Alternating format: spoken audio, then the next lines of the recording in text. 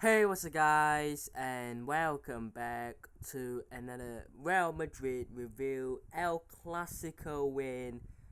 It feels like it's been a very long time since we last said that. Of course, last season away at the Camp Nou, um, we lost, and that was like 8 months ago, wasn't it? It feels like it hasn't been that long. I mean, 8 months is just flew away. Um, but yeah, a good, solid win that might seem like it was going to come pretty comfortably when we came into this game. I thought that a lot of people and a lot of news outlet and just people who analyze these sort of games and do predictions really had Real Madrid coming into this game as clear favorites. I'm not sure about that, but um, the expectation was that Real Madrid will probably win this game, even though it's away, and it's not at the Camp now, but it was still away. But it was definitely a million times harder than people expected it, and you can see why. Because we went 1-0 down after 6 minutes, and we had to score a late winner in the 92nd minute. And look, there isn't any much we can talk about Bellingham anymore. There isn't any more "oh my days" anymore. There isn't that kind of reaction because we've seen what he can do, and it seems like the more he does it, the more unsurprising it gets. If that makes any sense, I don't think that many people are surprised that he scored the winning goal. Like, I wasn't surprised when he scored. Yes, I was absolutely going crazy, but I wasn't surprised. I was like, oh yeah, expected. But that just shows you how I can set it in. But that game was very, very, very tough because, like I said, it may look like a simple game, it may look like a decent win, decent result. The performance was pretty absurd. If I'm gonna say this honestly, right? The first 45 minutes was poor. Second half we came out, we looked better, but we still didn't really get the kind of chances we needed to get back in the game. We had a few, um, but up until Bellingham scored in the 68th minute, I think it was. We were dominated, I would say, and then we scored that goal. It was a great goal, but up until that point, I think Barcelona should have been 2, maybe even 3-0 up. We go and score the equalizing goal, which is such a massive boost. People don't realize this. People look at the late winner, but that first goal, that second goal of the game, that first goal to get the equalizer was so crucial because it lifted heads up. It lifted heads up from players who may have, been, I wouldn't say feeling down, but certainly certainly the team and players who were losing a bit of confidence, maybe losing a bit of momentum. So it really lifted the spirits. It really got the team back again and say, look, let's go and get this winner now. It really gave them that fighting spirit to get that winner. That was crucial. We had to get it before, I would say, the 70th minute, and we got it just before the 70th minute. Crucial goal. After we scored, I was thinking to myself, that's it. We have to win this now because we've scored 20 minutes before the end of the game. We have 20 minutes to push for the goal. I don't care if we win in the 92nd minute, if we win in the 90th plus 8th minute, in the 80th minute, I don't care. We have to go now and push for the second goal. We have to go and push for the win. And we did just that. But up until, I would say, the 68th minute where we scored, we were dominated by Barcelona. We were outplayed. We were outnumbered by Barcelona. Going forward, Barcelona were a threat. They were absolutely dangerous, and you have to give them credit about that. Let's talk about the first goal. Now, I think it will be a key talking point about the first goal to a lot of people. Of course, just because we won the game is not going to be like, oh, we shall not talk about it. Of course, we have to talk about the positives and the negatives. But after 6 minutes, we saw the negatives. We really did. I mean, look, it's a nice 1-2 between Gundogan and Ferran Torres, I think it was. Right? Ferran Torres sends Gundogan through, right? With a nice through ball. Firstly, let's talk about that through ball. That was poor from the back line because they allowed Gundogan just to run like that, right? Now, of course, when they made the ball, the line between the back four and the keeper was actually kind of a distance away. So for Alaba or Rudiger to get to the ball and intercept the shot that I presume and ended up happening from Gundogan, basically for one of Alaba, Rudiger, Carvajal to try to block that shot from Gundogan was very, very low, right? To block that attempt. It was basically, come on Barcelona, score the 3 goals, score the opener. To allow a team like Barcelona, after 6 minutes, through against Kepa is horrible.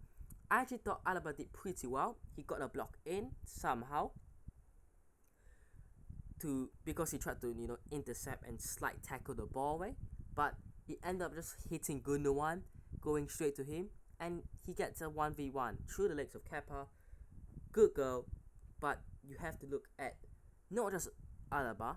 I'm not gonna put all the blame on Alaba, but Rudiger, even Carvajal, I thought was suspect in that goal, really.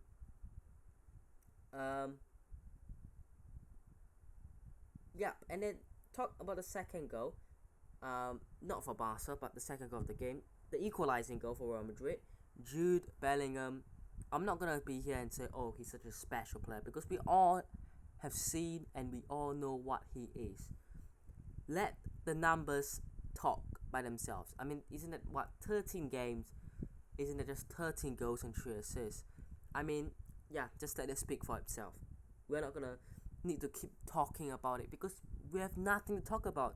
We know what he's been doing. We know that he's an incredible player. So there's nothing else to say, really. That second goal was incredible. He picked up the ball and he just smacks it. He just smacks it past ter Stegen, who was having a pretty good game. Really, he really didn't have much to do up until that point. Yes, there were maybe a few shots that he had to get to. I think moments earlier, Tchouaméni had a good shot that ter Stegen had to just palm away. But up until that point, ter Stegen was relatively relaxed. He was just chilling. And then suddenly a bullet just basically hits. I mean, unexpected. Of course, these things do happen, but that was incredible. Let's give Bellingham credit. And to win the game, yep, it kind of looked like maybe it wasn't going to be the day, because when Modric had that flick on, it seemed like, oh, it's gonna go maybe shoot it to Stegen, maybe that was the last opportunity for Modric. But Bellingham came out of nowhere, I thought, and just scores. And I was scrolling through Twitter after the goal, and everyone was like, Bellingham with a tap in. All I'm gonna say is, while those Barcelona fans on Twitter are crying over whether Bellingham's goal is a tap in, Real Madrid fans, just celebrate, just enjoy, just leave this moment, just enjoy the El Clásico win, just enjoy Jude Bellingham scoring in El Clásico, just enjoy Jude Bellingham scoring in the 92nd minute in El Clásico, because these moments are not going to be here forever. You don't get to leave these moments forever. So when these moments happen, let those Barcelona fans on Twitter cry, and we just enjoy, because that's just how those online trolls are really. You can't really do much about it, but it was funny to really read through. And when you read through the tweets and trending and everything like that, to see so many Barcelona trolls on Twitter and online crying, it's hilarious.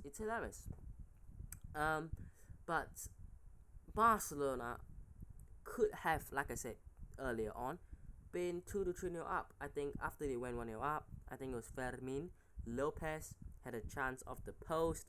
They had a few good opportunities. I think, was it Inigo Martinez who hit the post as well? And then I think it was Araujo who was denied, wasn't it? Was it Araujo? I remember Kepa making a good save after the ball hit the post. Um, but yeah, Barcelona could have easily won this. They could have won it 1-0, 2-0, even 3-0 if they didn't concede, of course. It could have been a 1-1 draw if we didn't score a late goal. It was looking like it after we scored, of course. But this is one of those games that at a certain point, it was probably like 75% Barcelona win. And then when Real Madrid got the equalizer, it was like 50-50. And then suddenly it became a 75% Real Madrid win, because it's such a sudden change in the game that I don't think anyone expected. Of course, I actually predicted 2-1, I think, if I'm not wrong, yesterday on the preview. But even then, I didn't expect it to be a late dramatic win in the 92nd minute. And honestly, it's a great way to win as well, late on, to get the late winner. But definitely key takeaways from this game. I want to talk about the starting 11 as well, because I was not flabbergasted, but I was a bit interested. So, of course, Kepa started, expected. Carvalho started, expected. Alaba, Rudiger, fine. He played Mendy. No idea why Fran Garcia was not in the conversation to start at all. I saw a lot of people debating whether it was Mendy or Camavinga. I was thinking, hold up, we've got Fran Garcia. But Mendy started about 50 minutes in, I think it was. He basically wanted to be subbed off, and apparently he got an injury. Whether that's a hamstring, I don't know. So Camavinga came on and put in a shift. He really did. The midfield, Tchouaméni, of course, steadied the ship. The number 6 in the team, important piece to the team. Valverde actually was a bit quiet. Didn't really see him much, but got the win. But the surprise, I thought, was Toni Kroos playing. Now, I absolutely adore Toni Kroos and Luka Modric, and I even expected Modric to start. But you could see that when Kroos played, and you could see that, okay, I'm not trying to banter my own team and my own players, but the way that Gavi just kind of did him a bit dirty in those few moments, you can tell that I wouldn't say he's slowing this team down, but at times it's hard to transition from an attack to defense, or from a defense to an attack, when you've got Toni Kroos on the pitch. He wasn't bad. I wouldn't say that he was the cause of us going 1-0 down. No, it was more down to the back line. I wouldn't say that he was poor. In fact, he was playing alright. But I felt like the change really needed for Modric. So I'm not gonna say I'm glad it happened, but at least we didn't, brought Modric on for Valverde and had Modric and Kroos on the midfield, because that would really have kind of slowed us down a bit more. So yeah, Kroos was alright. I was surprised. Bellingham, I mean, like I said, we don't really need to talk more about him, because we know what he is right now. Front two, quiet. I mean, Rodrigo came off for Joselu, Vinicius Junior as well, quiet. And I think we made 3 subs, and that's all. I think 3 subs, I think. But overall, it's a win. It's an El Clásico win. And I want to end off with one thing that I said at the start when we played. I think it was Girona.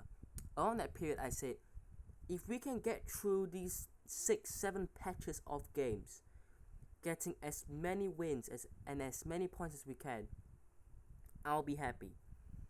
I think we have played. If I'm not wrong, in that period, Girona, Napoli, who else have we played so far in this period? Let me have a look. Girona, Napoli, Osasuna, Sevilla, Braga, and Barcelona. So that's six games that are pretty tough, especially considering that we were away for basically every game except for Osasuna, I think. But to come away in the 6 games, right, with 5 wins and 1 draw, basically, I think that's 16 points out of 18, if I'm not wrong. To come away with 16 points is absolutely incredible. Now, yes, the game against Sevilla, maybe we could have gotten more from it, but I was maybe thinking if we can get about 14 points, that's about 4 wins and 2 draws, that will be pretty alright. But to get 16 points, I think it's brilliant. And now, the good thing is, we've cleared Napoli away from home. We have cleared Braga away from home. We have cleared Barcelona away from home. We've cleared Girona away from home. We've cleared Sevilla away from home. We've cleared these games. Now, we've gotten these out of the way. The next game, we've got a Rayo Vallecano, and then we're slowly playing teams again that maybe are not going to be in the top half of the table. But it's good that we have cleared these games that are going to be tough, because I think that this 6 matches right now is going to be the tough period, especially right now. In terms of right now, it's the toughest period of the season, and to get 16 points, to get 5 wins and a draw away from it, I would see that as a big plus. So let's just be very positive. Of course, the negatives, we've talked about it as well, but let's just, if you drink, enjoy, have a beer, have a can,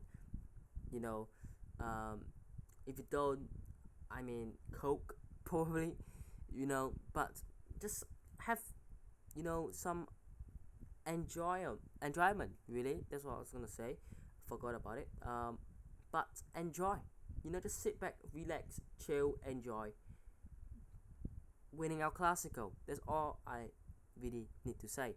But I hope you guys have enjoyed today's video. Hit the button if you did, subscribe to the channel on already, and I'll see you guys in the next one. Peace.